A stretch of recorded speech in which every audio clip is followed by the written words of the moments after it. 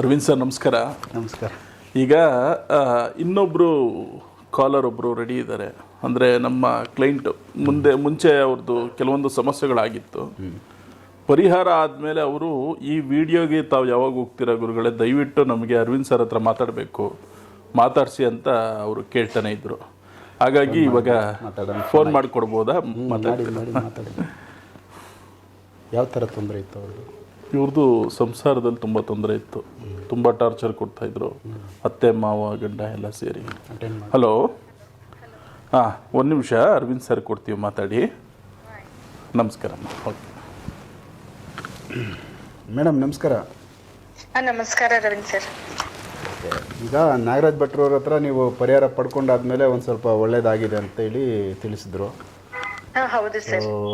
ನಿಮ್ಮ ಅನುಭವ ಶೇರ್ ಮಾಡಿ. ಮೊದಲು ಯಾವ ರೀತಿ ನಿಮ್ಮ ಜೀವನದಲ್ಲಿ ಒಂದು ಬದಲಾವಣೆ ನಿಮ್ಗೆ ಅನಿಸಿದೆ, ನೀವು ಏನು ಬದಲಾವಣೆ ಕಂಡಿದ್ದೀರಾ ಫಸ್ಟ್ ತಿಳಿಸಿ. ನನ್ನ ಹೆಸರು ತೇಜಾವತಿ ಅಂತ ಸರ್. ನಾನು ಉತ್ರಳ್ಳಿಲಿ ಇರ್ತೀನಿ. ಮನೇಲಿ ತುಂಬಾ ಅತ್ತೆ ಮಾವ ಗಂಡ ಎಲ್ಲರೂ ತುಂಬಾ ವರದಕ್ಷಿಣೆಗಾಗಿ ಕಿರುಕುಳ ಕೊಡ್ತಾ ಇದ್ರು ತುಂಬಾ. ಆಗ ನಾನು ಒಂದ್ಸರ್ತಿ ಯೂಟ್ಯೂಬ್ ನೋಡ್ತಾ ಇದ್ದೆ. ಅವಾಗ ಗುರುಗಳ ನಂಬರ್ ಸಿಕ್ತು, ಗುರುಜಿ ಅವ್ರದ್ದು. ಅವಾಗ ಕಾಂಟ್ಯಾಕ್ಟ್ ಮಾಡಿದೆ. ಈ ತರ ಪರಿಹಾರ ಮಾಡಿ ಪೂಜೆ ಮಾಡ್ಬೇಕು ಎಲ್ಲ ಹೇಳ್ತಾ ಇದ್ರು. ಸರಿ ಅಂತ ಅದೇ ತರ ಮಾಡ್ಕೊಂತ ಬಂದೆ. ನಮ್ಮ ಅಮ್ಮ ಅಪ್ಪಗೆ ಒಂದು ಪೂಜೆ ಮಾಡಕ್ ಹೇಳಿದ್ರು, ಅವರು ಮಾಡಿದ್ರು. ಇವಾಗ ನಾವು ಎಲ್ಲ ತುಂಬಾ ಚೆನ್ನಾಗಿದ್ದೀವಿ ಗುರುಗಳ ಪರಿಹಾರ ಮಾಡ್ಕೊಟ್ಮೇಲೆ. ಅನುಕೂಲ ಆಗಿದೆ. ನಾವು ಅತ್ತೆ ಮಾವ ಅವರು ಬೇರೆ ಮನೇಲಿ ಸಪರೇಟ್ ಆಗಿದ್ದಾರೆ. ನಾನು, ನನ್ನ ಮಗಳು, ನನ್ನ ಹಸ್ಬೆಂಡ್ ಬೇರೆ ಮನೇಲಿ ತುಂಬಾ ಖುಷಿಯಾಗಿದ್ದೀವಿ. ಎಲ್ಲ ಗುರುಗಳ ಪ್ರೇರಣೆನೇ ಸರ್. ಮೇಜರ್ ಏನು ಅನುಭವ, ನಿಮ್ಮ ತೊಂದರೆ ಯಾವ ಥರ ಇತ್ತು ಮೊದಲು? ನೀವು ನಾಗರಾಜ್ ಭಟ್ ಅವ್ರನ್ನ ಸಂಪರ್ಕ ಮಾಡೋಕ್ಕೂ ಮೊದಲು ಮನೆಯಲ್ಲಿ ಯಾವುದು ತೊಂದರೆ ಜಾಸ್ತಿ ಅಂತ ಅನಿಸ್ತಾ ಇತ್ತು? ಏನಾಗಿತ್ತು? ಅತ್ತೆ ಮಾವ ಕಿರಿಕಿರಿ, ಮತ್ತೆ ಹಸ್ಬೆಂಡ್ ತುಂಬಾ ಅನ್ನಂತ ಅವ್ರ ಮನೆಯಿಂದ ದುಡ್ಡು ತಗೊಂಬ ಅನ್ನೋದು, ಆತರ ಎಲ್ಲ ತುಂಬಾ ಕಾಟ ಕೊಡ್ತಾ ಇದ್ರು ಅರವಿಂದ್ ಸರ್. ಅದನ್ನೆಲ್ಲ ಗುರೂಜಿ ಅವರು ಪರಿಹಾರ ಮಾಡ್ಕೊಟ್ರು. ಇವಾಗ ಯಾರು ಏನು ಬರೋದಿಲ್ಲ, ಏನು ಕಾಟ ಕೊಡಲ್ಲ ನನಗೆ. ನೀವು ಬೇಸಿಕ್ಕು ನಮ್ಮ ಬೆಂಗಳೂರವರ? ಎಲ್ಲಿನವ್ರು ನೀವು ಬೇಸಿಕ್ಕು? ತಂದೆ ತಾಯಿ ಆಂಧ್ರ ಸರ್, ಮದುವೆ ಆಗಿರೋದು ಕರ್ನಾಟಕ. ಆಂಧ್ರದವ್ರು ನೀವು, ಬಟ್ ಇಲ್ಲಿಗೆ ಮದುವೆ ಮಾಡಿಕೊಟ್ಟಿದ್ದಾರೆ. ಹಾ ಹೌದು. ಕನ್ನಡ ಕಲ್ತಿದ್ದೀರಾ ಮತ್ತೆ? ಹಾ, ಕನ್ನಡ ಬರುತ್ತೆ ಸರ್. ಮಾತಾಡ್ತೀರಾ? ಈಗೀಗ ಸ್ವಲ್ಪ ಚೆನ್ನಾಗಿ ಮಾತಾಡ್ತಾ ಇದ್ದಾರೆ. ಒಳ್ಳೇದಾಯ್ತು, ನೀವು ಇಲ್ಲಿ ಬಂದು ಕನ್ನಡನೂ ಕಲ್ತಿದ್ದೀರಾ. ಸೊ ಈಗ ನಾಗರಾಜ್ ಭಟ್ ಅವ್ರ ಕಡೆಯಿಂದ ನಿಮಗೆ ಮೇಯ್ನು ಸಮಸ್ಯೆ ಬಂದು ಗಂಡ ಬಂದು ನಿಮ್ಮನ್ನು ಅಷ್ಟೊಂದು ಟಾರ್ಚರ್ ಪಡ್ತಾರೆ, ಅಂದರೆ ಅನ್ಯೂನ್ಯವಾಗಿ ಇರಲಿಲ್ಲ. ಸೊ ನಿಮ್ಮ ಇಬ್ಬರ ಒಂದು ಸಂಬಂಧ, ಸೊ ರಿಸ್ಕ್ ಇತ್ತು, ತೊಂದರೆ ಇತ್ತು, ಹಣಕಾಸಿಗೆ ಬೇಡಿಕೆ ಇತ್ತು. ಸೊ ಈಗ ಅದು ಇಲ್ಲ, ಕ್ಲಿಯರ್ ಆಗಿದೆ.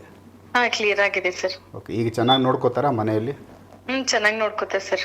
ಆರ್ಥಿಕವಾಗಿ ಮೊದಲಿಗಿಂತ ಈಗ ಏನು ಬೆಟರ್ ಆಗ್ತಾ ಇದೆಯಾ? ಸಂಪಾದನೆ ಮಾಡಿದ್ದು ತಗೊಂಬಂದು ಮನೆಗೆ ಕೊಡೋದು ಇವೆಲ್ಲ ಮಾಡ್ತಾರೆ? ಎಲ್ಲ ಮಾಡ್ತಾರೆ ಸರ್. ಸೊ ಚೆನ್ನಾಗಿ ನೋಡ್ಕೋತಾರೆ. ಒಳ್ಳೇದಾಯ್ತು. ಗುರೂಜಿ ಪರಿಹಾರ ತುಂಬಾ ಚೆನ್ನಾಗಿ ಮಾಡ್ಕೊಟ್ರು ನಮಗೆ.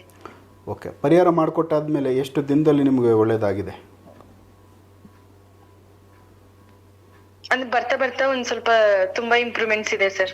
ಅಂದ್ರೆ ಅವ್ರು ನನ್ ಮಾತು ಕೇಳೋದು, ನಾನು ಅವ್ರನ್ನ ಕೇಳೋದು, ಆತರ ಚೆನ್ನಾಗಿದೆ. ಒಳ್ಳೇದಾಯ್ತು, ನೀವು ನಮ್ಮ ಜೊತೆ ಈ ವಿಚಾರ ಹಂಚ್ಕೊಂಡ್ರಿ. ಸೊ ಯಾಕಂದ್ರೆ ಗಂಡ ಹೆಂಡತಿ ನಾವು ಗುರೂಜಿಯಿಂದಾನೇ ನಾವು ಖುಷಿಯಾಗಿದ್ದೀವಿ ಸರ್. ಸೂಪರ್. ಸೊ ಒಳ್ಳೇದಾಯ್ತು, ಅವ್ರ ಆಶೀರ್ವಾದ ನಿಮ್ಗಿರ್ಲಿ. ಸೊ ನಿಮ್ಮ ಕುಟುಂಬ ಚೆನ್ನಾಗಿ ನಡೀಲಿ, ಅನ್ಯೂನ್ಯವಾಗಿ ಹಿಂಗೆ ಮುಂದುವರಿಲಿ ಅಂತ ನಾವು ಕೇಳ್ಕೊತೀವಿ. ಸೊ ನಮಸ್ಕಾರ ಮೇಡಮ್. ನಮಸ್ಕಾರ ಸರ್. ಓಕೆ ಸರ್, ಯಾವ ಥರದ್ದು ತೊಂದರೆ ಇವರಲ್ಲಿ ನೀವು ನೋಡಿದ್ವಿ? ಇವರು ಪಾಪ ಇವರು ನಮ್ಮ ಹತ್ರ ಬಂದಾಗ ನಮ್ಮೊಂದು ಅಲ್ಲಿ ಗಣಪತಿ ದೇವಸ್ಥಾನ ಇತ್ತು. ನಾವು ಮುಂಚೆನೂ ವಿಡಿಯೋದಲ್ಲಿ ಹೇಳಿದ್ದೀವಿ. ಹೌದು. ಆ ದೇವಸ್ಥಾನದಲ್ಲಿ ದಿನ ಭಕ್ತಾದಿಗಳು ಬರೋದು, ನಾವೇನು ಪೂಜೆ ಗೀಜೆ ಪುರಸ್ಕಾರಗಳನ್ನು ಮಾಡ್ಕೊಂಡು ಹೋಗೋದು, ಈ ಥರ ಇತ್ತು ಜೀವನ. ಈ ಥರ ಇರಬೇಕಾದ್ರೆ ಈ ಹೆಣ್ಮಗು ಒಂದು ದಿನ ಬಂದು ಆ ಗಣಪತಿ ಮುಂದೆ ಕೂತ್ಕೊಂಡು ಅಳೋದು. ಅದಾದಮೇಲೆ ಯಾವಾಗಲೂ ಬಂದು ಅಲ್ಲಿ ಕೂತ್ಕೊಂಡು ಅಳ್ತಾ ಇದ್ರು. ಒಂದಿನ ನಾವು ಕರೆದ್ಬಿಟ್ಟು ಕೇಳಿದ್ವಿ ಏನು ಅಂತ. ಕೇಳಿದಾಗ ಈ ಮಂತ್ರಾಲಯ ಇದೆಯಲ್ಲ, ಮಂತ್ರಾಲಯ ಹತ್ರ ಒಂದು ಊರು ಅವ್ರದ್ದು. ಆ ಊರಿಂದ ಇವರು ಬೆಂಗಳೂರಿಗೆ, ಬೆಂಗಳೂರು ಅನ್ನೋದೇ ಗೊತ್ತಿಲ್ಲ ಇವ್ರಿಗೆ. ಮದುವೆ ಆದಮೇಲೆ ಗಂಡನ ಮನೆ ಬೆಂಗಳೂರಲ್ಲಿ, ನಮ್ಮ ಒಂದು ಉತ್ತರಹಳ್ಳಿಯಲ್ಲಿರುವಂಥದ್ದು. ಅಲ್ಲಿಗೆ ಕರ್ಕೊಂಬಂದರು. ಮೊದಲು ಮದುವೆಗಿಂತ ಮುಂಚೆ ಗೊತ್ತಿರಲಿಲ್ಲ ಇವರು ಏನು ಅಂತ. ಮದುವೆ ಆಗಿ ಬಂದಿದ್ದು ವಿಪರೀತ ಟಾರ್ಚರು, ಹಿಂಸೆ ಕೊಡೋದು, ಹೊಡಿಯೋದು ಬಡಿಯೋದು ಅದನ್ನೆಲ್ಲ ನಮಗೂ ತೋರಿಸಿದ್ದಾರೆ ಪಾಪ. ಎಲ್ಲ ಗಾಯ ಆಗಿರೋದು ಅದೆಲ್ಲ ನಮಗೆ ಒಂಥರ ಏನಾಗುತ್ತೆ, ಅಯ್ಯೋ ಅನಿಸುತ್ತೆ, ಏನಾದರೂ ಒಂದು ಸಹಾಯ ಮಾಡಬೇಕು ಅಂತ. ಇವ್ರಿಗೆ ನಾವು ಏನಾದರೂ ಹೇಳಿದ್ರೆ ಇವ್ರ ಹತ್ರ ಅದಕ್ಕೆ ಬೇಕಾಗಿರೋ ಮೂಲಿಕೆಗೆ ಬೇಕಾಗಿರೋಂಥದ್ದಾಗಲಿ ಪದಾರ್ಥಗಳಿಗಾಗಲಿ ದುಡ್ಡು ಏನೂ ಇಲ್ಲ. ಅಂದರೆ ಇವ್ರಿಗೆ ತುಂಬ ಕಷ್ಟದಲ್ಲಿದ್ದಾರೆ. ಒಂದು ಮಗು ಹುಡ್ತು ಆ ಟೈಮಲ್ಲಿ. ಅಂದರೆ ಇದು ಸುಮಾರು 1.5-2 ವರ್ಷದ ಹಿಂದಿನ ಒಂದು ಕತೆ. ಆ ಮಗುಗೂ ಇವರು ಸರಿಯಾಗಿ ನೋಡ್ಕೊಂಡಿಲ್ಲ. ಯಾರೋ ಅವ್ರ ಗಂಡ, ಅವರ ಅತ್ತೆ, ತಂದೆ ತಾಯಿ ಯಾರು ಈ ಮಗುನೂ ನೋಡ್ಕೊಂಡಿಲ್ಲ, ಈ ತೇಜವತಿ ಅವ್ರನ್ನೂ ನೋಡ್ಕೊಂಡಿಲ್ಲ ಸರಿಯಾಗಿ. ತುಂಬ ಹಿಂಸೆ. ಅವಾಗವಾಗ ಊರಿಗೆ ಕಳಿಸೋದು. ಊರಿಗೆ ಹೋಗಿ ನಿಮ್ಮ ತಂದೆ ತಾಯಿ ಹತ್ರ ದುಡ್ಡು ತೊಗೊಂಬನ್ನಿ, ಒಡವೆ ತೊಗೊಂಬನ್ನಿ, ಹಾಗೆ ಹೀಗೆ ಅಂತ ಕೆಟ್ಟ ಮಾತಲ್ಲಿ ಬೈಯೋದು, ಓಡಿಸೋದು ಎಲ್ಲ. ಆ ಯಮ್ಮ ಬಂದು ನಮ್ಮ ದೇವಸ್ಥಾನ ಮುಂದೆ ಕೂತ್ಕೊಳ್ಳೋದು. ಈ ಥರನೇ ಆಗ್ತಾ ಇತ್ತು. ಇನ್ನು ಹೀಗೆ ಇದೆಲ್ಲ ನೋಡ್ತಾ ಇದ್ರೆ ಇನ್ನು ಆಗಲ್ಲ ಅಂತ ಹೇಳಿ ನಾವೇ ಒಂದಷ್ಟು ಎಲ್ಲ ವ್ಯವಸ್ಥೆ ಮಾಡಿಕೊಂಡು ಅವರಿಗೆ ಪ್ರಯೋಗದ ಬಗ್ಗೆ ತಿಳಿಸ್ಕೊಟ್ವಿ. ಮತ್ತು ಪ್ರಯೋಗ ಶುರು ಮಾಡಿದ್ವಿ. ಮತ್ತು ಅವರ ಅಪ್ಪ ಅಮ್ಮ ಊರಿಂದ ನಾವು ಕರೆಸ್ಕೊಂಡು ನೀವು ಮಾಡಬೇಕಾಗಿರೋದು ಏನೇನು ಅದಷ್ಟನ್ನು ನೀವು ಮಾಡಿ ಅಂತ ಹೇಳಿ ಅವರು ಮಾಡುವಂಥ ಕೆಲವೊಂದು ಪ್ರಯೋಗಗಳನ್ನು ಅವರಿಗೆ ನಾವು ತಿಳಿಸ್ಕೊಟ್ವಿ. ಅದು ಮಾಡಿದ್ರು ಅವರು.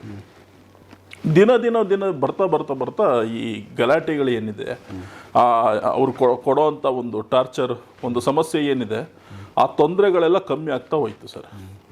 ಆಮೇಲೆ ಅವರು ಅತ್ತೆ ಮಾವ ಎಲ್ಲ ಸ್ವಲ್ಪ ಶಾಂತವಾದರು. ಅವರ ಒಂದು ಪರಿಸ್ಥಿತಿನೂ ಅವರ ಒಂದು ಮಟ್ಟಿಗೆ ಅವರು ಇನ್ನು ಜಗಳ ಆಡೋದೆಲ್ಲ ಏನು ಬೇಡ ಅಂತ ಅವರು ಸುಮ್ಮನೆ ಆದರು. ಈ ಗಂಡನೂ ಸರಿ ಹೋಗ್ತಾ ಹೋದರು. ಇವಾಗ ಆಮೇಲೆ ಏನಾಯಿತು ಅಂತ ಹೇಳಿದ್ರೆ ಸ್ವಲ್ಪ ಪ್ರೀತಿ ಜಾಸ್ತಿ ಆಗುವಂಥದ್ದು.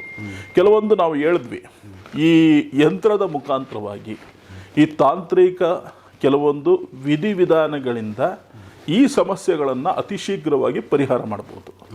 ಅದೇ ರೀತಿ ಈ ಸಂಸಾರಕ್ಕೆ ಏನು ಸಮಸ್ಯೆ ಆಗಿದೆ, ಏನು ಮಾಡಬೇಕು ಅನ್ನೋದನ್ನು ತಿಳ್ಕೊಂಡು ಆ ಪ್ರಯೋಗಗಳನ್ನೆಲ್ಲ ಮಾಡಿದ ಮೇಲೆ ನಿಧಾನಕ್ಕೆ ಗಂಡ ಹೆಂಡತಿ ಅನ್ಯೋನ್ಯವಾಗಿರೋ ಥರ ಆಯಿತು. ಆ ಒಂದು ಮನೆಯಿಂದ ಇನ್ನೊಂದು ಬೇರೆ ಮನೆ ಮಾಡಿದ್ರು. ರಾಜರಾಜೇಶ್ವರಿ ನಗರದಲ್ಲಿ ಇರೋದು ಉತ್ತರಹಳ್ಳಿಯಲ್ಲಿ ಮನೆ ಮಾಡಿದ್ರು. ಈಗ ಅವ್ರು ಇರೋದು ಉತ್ತರಹಳ್ಳಿಲೇನೆ. ಈಗ ಹುಡುಗಿನೂ ಮಗುನೂ ಬೆಳೀತಾ ಇದ್ದಾರೆ. ಇವರ ಒಂದು ಜೀವನನೂ ತುಂಬ ಚೆನ್ನಾಗಿದೆ, ತುಂಬ ಖುಷಿಯಾಗಿದ್ದಾರೆ. ಇವರು ನಮಗೆ ಮುಂಚೆಯಿಂದನೂ ಹೇಳ್ತಾ ಇದ್ರು, ಗುರುಗಳೇ ನೀವು ನಿಮ್ಮ ಮಾತಾಡ್ಬೇಕು ನಾವು, ಮತ್ತು ನೀವು ಈಗ ಬರ್ತಾ ಇರೋವಂಥ ಸ್ವದೇಶ್ ಮೀಡಿಯಾದಲ್ಲಿ ಅರವಿಂದ್ ಸರ್ ಹತ್ರ ನಾವು ತುಂಬ ಮಾತಾಡಬೇಕು, ಈ ನಮ್ಮ ಆಗಿರೋವಂಥ ನಮ್ಮ ಎಕ್ಸ್ಪೀರಿಯೆನ್ಸ್ ಎಲ್ಲ ಹೇಳ್ಕೋಬೇಕು ಅಂತ ಇವರು ಶುರು ಮಾಡಿ ಒಂದು 3 ತಿಂಗಳಿಂದನೇ ನಮ್ಗೆ ಹೇಳಿದ್ರು ಅವರು. ಹಾಗಾಗಿ ಇವತ್ತು ಅನುಕೂಲ ಆಯಿತು. ಇದನ್ನು ಆದಷ್ಟು ಎಲ್ಲರಿಗೂ ಇದು ಗೊತ್ತಾಗಬೇಕು. ಈ ಒಂದು ಸಮಸ್ಯೆಗಳೆಲ್ಲ ಪರಿಹಾರ ಮಾಡ್ಕೋಬೇಕು. ಯಾಕೆಂದರೆ ನಮಗೆ ಆಗುವಂಥ ಕೆಲವೊಂದು ಸಮಸ್ಯೆಗಳನ್ನು ನಾವು ಅದನ್ನು ವ್ಯಕ್ತಪಡಿಸೋದಕ್ಕಾಗಲ್ಲ.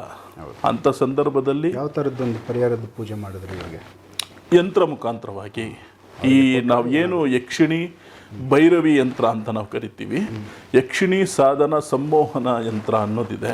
ಇದು ಗಂಡ ಮತ್ತು ಹೆಂಡತಿಗೆ ಮಾತ್ರ ಸಂಬಂಧಪಟ್ಟಿರ್ತಕ್ಕಂಥ ಯಂತ್ರ. ಇದರಿಂದ ಏನಾಗುತ್ತೆ, ಈ ಪ್ರಯೋಗದಿಂದ ಅವರಲ್ಲಿ ಅನ್ಯೋನ್ಯತೆ ಬೆಳೆಯುತ್ತೆ. ಈಗ ಏನಾದರೂ ಒಂದು ಚಾಡಿ ಹೇಳ್ಕೊಡೋವಂಥದ್ದು, ಹೆಂಡತಿ ಹಂಗೆ ಹಿಂಗೆ ಅಂತ ಹೇಳ್ಕೊಡೋದು, ಅಥವಾ ಗಂಡ ಹಾಗೆ ಹೀಗೆ ಅಂತ ಹೇಳ್ಕೊಟ್ಟು ಆ ಸಂಸಾರನ ಒಡೆಯೋದಕ್ಕೇ ಕಾಯ್ತಾ ಇರ್ತಾರೆ ಜನ. ಕೆಟ್ಟ ದೃಷ್ಟಿ ಆಗ್ತಾರೆ. ದೈವ ದೃಷ್ಟಿಯಿಂದ ಮನುಷ್ಯ ಬೆಳೀತಾರೆ. ಈ ಜನಗಳ ದೃಷ್ಟಿಯಿಂದ ಮನುಷ್ಯ ಪಾತಾಳಕ್ಕೆ ಬೀಳ್ತಾನೆ. ಅವರಿಂದ ಜೀವನನೇ ಹಾಳಾಗೋಗುತ್ತೆ. ಅಂಥ ಸಂದರ್ಭದಲ್ಲಿ ಈ ಹೆಣ್ಮಗುಗೆ ತುಂಬ ಒಂದು ಒಳ್ಳೆಯದಾಗಿ ಬರ್ತಾ ಒಳ್ಳೆ ರಿಸಲ್ಟ್ ಬಂದು ಈಗ ಭಾಳ ಖುಷಿಯಿಂದ ಸಂತೋಷವಾಗಿದ್ದಾರೆ.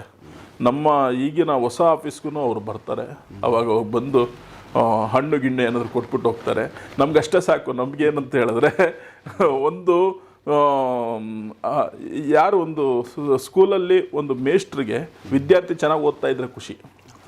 ಗುರುಗಳು ವಿದ್ಯಾರ್ಥಿಗಳು ಯಾವ ಥರ ಇದ್ದಾರೆ, ಆ ವಿದ್ಯಾರ್ಥಿಗಳು ಒಳ್ಳೊಳ್ಳೆ ಹೆಸರು ತಗೊಳ್ತಾ ಇದ್ರೆ ಗುರುಗಳಿಗೆ ಅದೇ ಒಂಥರ ತೃಪ್ತಿ ಆಗುತ್ತೆ. ಪರಿಹಾರ ಕೊಟ್ಟ ಅದೇ ಥರ ಚೆನ್ನಾಗಿರಬೇಕು. ಚೆನ್ನಾಗಿತ್ತು ಅಂತ ಹೇಳಿದ್ರೆ ನಮ್ಗೆ ಅದಕ್ಕಿಂತ ಇನ್ನೇನು ಬೇಕಾಗಿಲ್ಲ. ಹಾಗಾಗಿ ಈ ಒಂದು ವಿಡಿಯೋದಲ್ಲಿ ಒಳ್ಳೆ ಅವ್ರದ್ದು ಜೀವನ ಬಂದು ತುಂಬ ತೊಂದರೆಯಲ್ಲಿದ್ದ ಜೀವನ ಇವತ್ತು ಒಳ್ಳೆ ಜೀವನ ಆಗಿದೆ. ಸರಿ ಹೋಗೈತೆ, ಕುಟುಂಬ ಚೆನ್ನಾಗಿ ನಡೀತಾ ಇರೋದು. ಸೊ ಒಳ್ಳೆ ಕೆಲಸ ಆಗೈತೆ ಇಲ್ಲಿ ಆಗಿದೆ. ಸೊ ವೀಕ್ಷಕರಿದೊಂದು ಅವರ ಅನುಭವನ ನಿಮ್ಮ ಮುಂದೆ ಶೇರ್ ಮಾಡಿದ್ದಾರೆ. ಸೊ ನೆಕ್ಸ್ಟ್ ವಿಚಾರಗಳಿಗೆ ಸಂಬಂಧಪಟ್ಟಂತೆ ಬೇರೆ ಬೇರೆ ಸಮಸ್ಯೆಗಳಿಗೆ ಪರಿಹಾರ ಮಾರ್ಗಗಳನ್ನ ನಾಗರಾಜ್ ಭಟ್ ಅವ್ರ ಕಡೆಯಿಂದ ಎಪಿಸೋಡ್ಗಳಾಗಿ ಮಾಡ್ತಾ ಹೋಗ್ತೀವಿ. ನೋಡ್ತಾ ಹೋಗಿ. ನಮಸ್ಕಾರ.